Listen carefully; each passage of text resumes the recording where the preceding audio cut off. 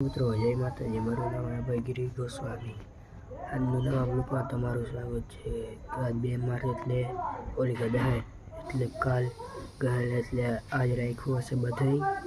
એટલે મારા એટલું કેવું છે, હોલીને દી પાકા કલરનો યુઝ કરતા અને ઓઇલ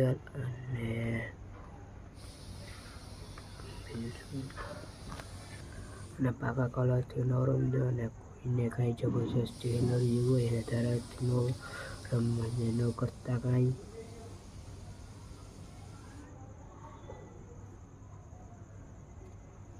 અને એટલું કેવું હતું મારે। હવે આપણો બ્લોગ એને સમાપ્ત થાય છે। જય માતાજી।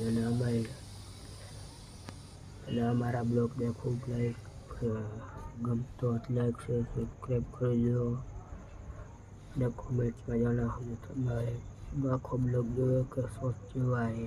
જય માતાજી।